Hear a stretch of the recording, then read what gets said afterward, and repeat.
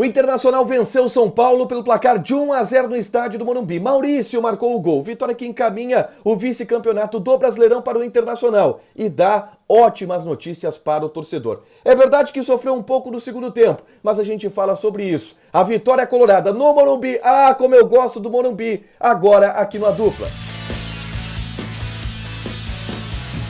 Tudo bem, gente? Obrigado pela participação aqui. Não esquece de deixar teu like, te inscrever, de ativar as notificações para falar do Internacional aqui no A Dupla e repercutir a vitória colorada sobre a equipe do São Paulo. Um jogo que, é verdade, não foi brilhante do Internacional. Durante principalmente o segundo tempo, o time do Inter recuou demais, o time do Inter chamou o São Paulo para o seu campo, mas teve eficiência, teve força e paciência durante todo o jogo para construir uma vitória que é importantíssima para o objetivo de ser o vice-campeão brasileiro. Aliás, o Inter agora só depende de dois resultados paralelos dessa rodada. Amanhã o Fluminense pega a equipe do Goiás, o Corinthians enfrenta a equipe do Coritiba. Se Fluminense e Corinthians não vencerem os seus jogos, o Inter já é o vice-campeão brasileiro do ano de 2022. E para começar a falar sobre esse jogo, que obviamente era um jogo difícil, porque o Inter tinha um adversário que era o São Paulo, que estava extremamente mobilizado, já que depende muito desse resultado para conseguir uma vaga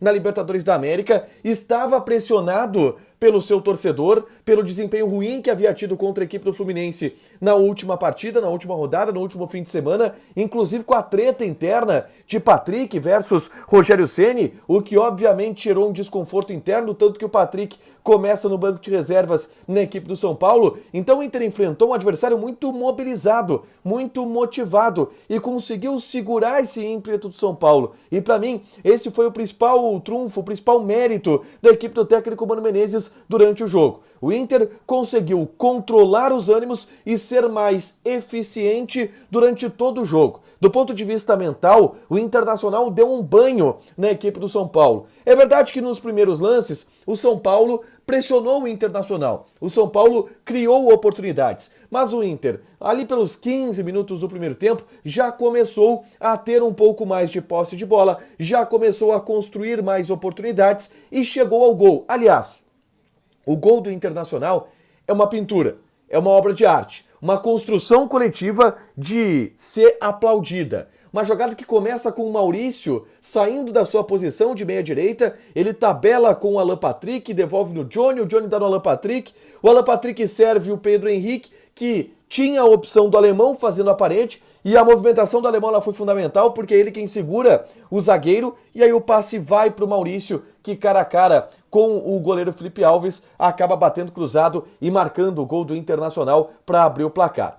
E aí, obviamente, que com o gol do Internacional, a pressão ela ficou toda do lado do São Paulo. O torcedor ele já começou a não jogar tão a favor da equipe da casa, a pressionar. E aí a gente via claramente os jogadores do São Paulo um pouco mais nervosos. Ainda assim, o primeiro tempo ele foi uma trocação. O Inter teve, por exemplo, uma oportunidade com o Alexandre Alemão, em uma bela jogada pelo lado esquerdo, o cruzamento do Pedro Henrique chega no Alexandre Alemão, que não tem força para finalizar, e aí a gente vê que de fato tá faltando ainda para o Alemão um pouco de confiança. Eu acho que o Alemão fez de novo um bom jogo, do ponto de vista da dedicação, do ponto de vista da abertura de espaços, da criação de espaços, do ponto de vista da criação de oportunidades. Por exemplo, em um dos lances do primeiro tempo, o Alemão recebe uma bola do Pedro Henrique, serve o Pedro Henrique um pivô perfeito, e o Pedro Henrique chuta para uma boa defesa do goleiro. O Alemão fez um bom jogo, mas está faltando ainda um pouco de confiança. Mas o Inter conseguiu criar. O Inter conseguiu ter oportunidades de gol no primeiro tempo. E é verdade que, naturalmente,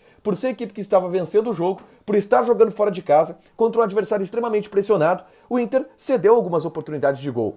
Teve chances de finalização a equipe do São Paulo, mas nas chances de finalização, o Inter conseguiu bloquear elas. E bloquear principalmente através de Vitão. Aliás, que partida fez o senhor Vitão? Responsável por salvar pelo menos 3 oportunidades de gol claras do São Paulo. Em um embate direto com o Caleri, tem uma jogada, por exemplo, que o Caleri ele domina, ele limpa a bola para tocar de calcanhar, ele tira do goleiro Kehler a bola e aí ela só não entra porque o Vitão está muito bem posicionado e consegue travar. Aliás, o Vitão para mim foi o melhor jogador em campo.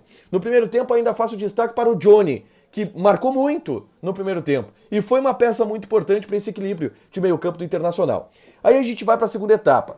E na segunda etapa o Rogério Ceni mexe no time, coloca o Patrick e o Wellington, tem um pouco mais de força ofensiva e empurra o Inter para o campo de defesa. E aí a resiliência do Internacional, de primeiro, conseguir segurar.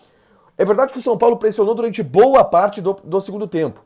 Esteve alugando o campo de ataque na segunda etapa.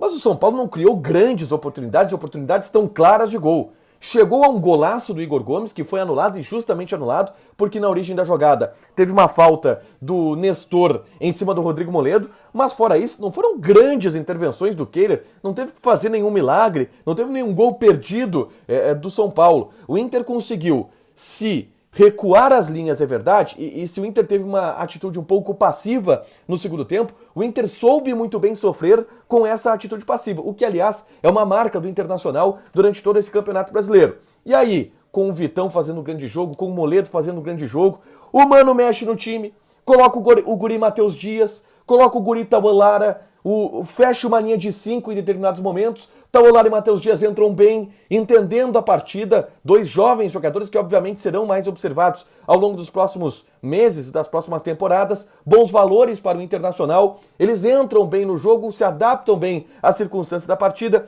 Depois o Mano coloca o Tyson e o Brian Romero. Cara, o Brian Romero tá perdido. Eu tô com pena do Brian Romero às vezes. Ele não consegue dar acabamento a nenhuma jogada. É impressionante. Mas o Inter conseguiu, segurando o São Paulo, ter o resultado que queria. O 1-0 gigante, pela circunstância da partida, contra o adversário pressionado no Morumbi, mostrando que o Inter se sente muito à vontade para jogar no Morumbi e consegue encaminhar o vice-campeonato do Brasileirão. Vitória de Inter. Não foi uma atuação brilhante? Não foi, mas foi extremamente efetiva a marca do técnico Mano Menezes em 2022. Eu repito, o Inter é um grande time nesse ano, um dos grandes times do futebol brasileiro. E o técnico Mano Menezes faz um grande trabalho, o que é óbvio, o Inter tem potencial de competir contra qualquer equipe do futebol brasileiro e mostrou isso contra o vice-campeão da Sul-Americana.